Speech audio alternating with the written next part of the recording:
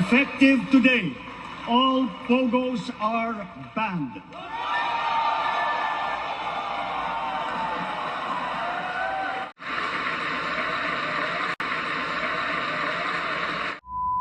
Nung nakita ko ito, nahulog ako, Senator Zubiri, sa upuan ko. 32 million ang sugalero sa bansa ho natin. 1/3 ng population ho natin sugalero.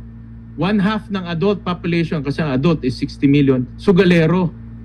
Nung nakita ko ito, Mr. Chairman, nahulog ako sa upuan ko eh. May we ask the chairman, may we ask lang where the source was from? PAGCOR. PAGCOR. This is from PAGCOR. Ito po. Para malinaw po tayo, hindi yung sabi nga ng Senator Cayetano, wag mo ninyo biro-biroin ng komite na ito. We have a problem. We have a crisis. Hindi po ito basta-basta. We are facing crisis, Mr. BSP, sir. And when you say Saturday po, huling oras na Saturday, sige, pagbibigyan kita hanggang Sunday. Pag Sunday morning, meron pa pong mga games sa mga e-wallet, sir, iko-content ka namin.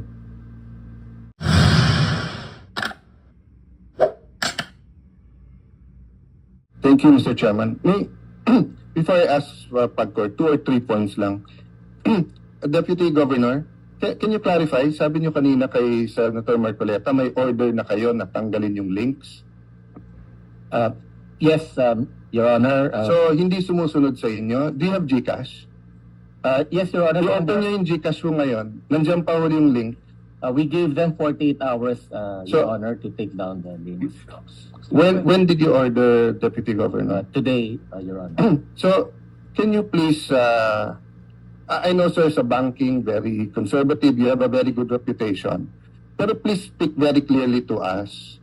Diba? What you did on July 25, nag-circulate kayo ng proposal sa mga e-wallet at hinintay nyo pa yung kanilang reply. Tapos today lang kayo nag-order. Kasi may hearing today. Your Honor, if I may... Hindi, kasi ang sagot nyo kay Senator Marcoleta, kulang na lang pumalakpak ako eh. Papalakpak kasi dapat talaga ako kasi at least umaksyon kayo kaagad. Kasi yung governor nyo, ang ganda ng statement, dapat daw mahigpit, pero wala namang aksyon. You know, I will go to, I will stop there, Deputy Governor, but be very clear here kasi hindi lokohan tong hearing na to eh. Diba? Sana sinabi yung kanina.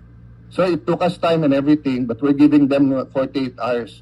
Eh sinabi nyo, hindi, you ordered them na eh. Pag binuksan mo ngayon, meron eh. Hindi po ba? Seryoso, pinag-uusapan natin eh. Lokohan ba to? So please sir, di ba, ano lang, konting pagiging forthright naman at konting ano tayo pag nag-uusap dito, di ba? Ang PAGCOR mahirapan sumagot kasi trabaho nila magnegosyo ng ano eh, ng gaming eh. That's why, di ba, we'll allow them to ano, but you get my point, sir. Okay, so 48 hours makakaasa kami na tanggal na lahat. Yes, Your Honor. Why do they need 48 hours? Isn't that instant naman? DICT, pag sinabi ko today, tanggalin nyo yan, hindi kaya ng technical ng mga e-wallets yun? So ano, balato muna, 2 more days? With the permission of our Secretary, Mr. Chair. Yes or no lang, sir? Para Yes, it can be done right away, Mr. Chair. So sir, why do we give them 48 hours pa? Kung sure naman kayo. So kung may mamatay ng 48 hours kasi nalulundon, okay lang sa atin o sayang kita? Your Honor, Hindi ko naintindihan eh. Kasi binigyan nyo since, it's August 14 eh. Binigyan nyo since July 5. You know, if you call them into the room, you are the central bank eh. So, I'm sorry Mr. Chairman, I'm just talking in terms of from the Committee on Banks, di ba? I was briefed. Conservative, these are gentlemen, etc.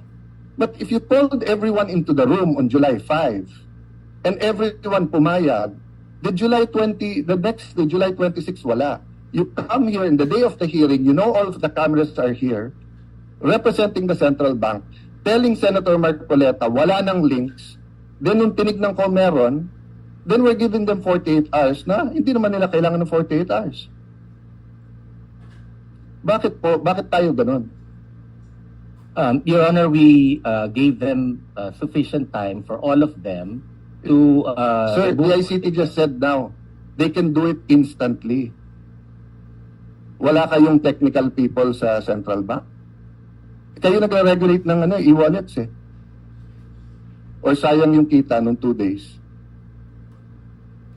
Your Honor, it's because of that reason to give them time to take them down, lahat sila, and also to give adequate or prompt information to the public. So, for Sir, number 1, July 25 pa yung memo nyo. At pumayag sila. So, alam na nila. So, naghahanda na sila. Oh, number 2, the public, sila nga ang biktima eh. Sila ang biktima. Why do they need due notice na kung gusto nilang sugal, they can do it otherwise, but they do not go to the link. Anyway, I'm taking up too much time, but sir, please,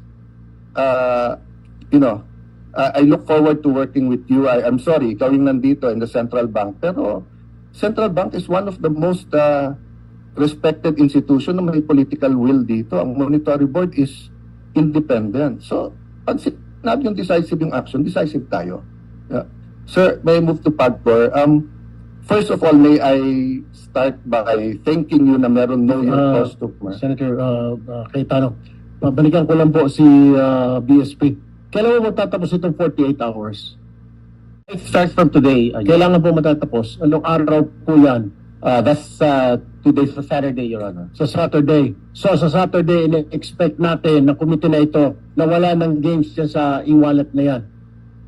By end of Sa Saturday. Saturday. Opo. Ano oras po sa Saturday? Umaga, tanghali, gabi? 48 hours po, so we give them until the end of Saturday to remove it. End of the Saturday. So ibig sabihin, sige, pagbibigyan kita, Sunday morning, hindi ko na makita yung games sa mga e-wallets. Opo, wala na po. Pag may nakikita po ako, i-content kita. Pwede po. Para malinaw po tayo, hindi yung, sabi nga ni Senator Cayetano, wag mo ninyo biro-biruin ng komite na ito. We have a problem. We have a crisis. Hindi po ito basta-basta. We are facing crisis, Mr. BSP, sir. And when you say, Saturday po, huling oras na Saturday, sige, pagbibigyan kita hanggang Sunday. Pag Sunday morning, meron pa pong mga games sa mga e-wallet, sir, i-content ka namin. Yes, Your Honor. And we'll also take, we will sanction also the concerned BSP. Mr. Chairman, if I may, Mr. Chairman, if I may, just very short, Mr. Chairman. Right. Thank you, Mr. Chairman. I would respectfully object, Mr. Chairman, to that statements made by Central Bank in saying that they need time 48 hours to take it down, while we heard from ASEC Paraiso a while ago that they can do it right away. I just don't get it, Mr. Chairman. Forgive me, Your Honors, my dear colleagues. It is not acceptable yung answer bakit kailangan ng 48 hours. We wanted to protect the public eh. Namamatay na nga yung mga tao eh. Numbers don't lie. These facts, these reports, ang dami pang hindi nare-report, Mr. Chairman. Kausap ko lang yung isang governor sa isang probinsya dito sa Pilipinas. Sabi niya, halos araw-araw may nagpapakamatay dito, pare. Bakit di natin ma-stop? Again, Mr. Chairman, I'm really sorry. It is not acceptable yung binibigay na sagot kung bakit hindi natin may sara ngayon kung kaya naman. Ngayon, if there's another answer, Mr. Chairman, that would convince this representation na bigyan pa rin ng 24 hours, sige ho, I will agree. But right now, the answers being given to us, Mr. Chairman, hindi ho acceptable. Sorry. Thank you.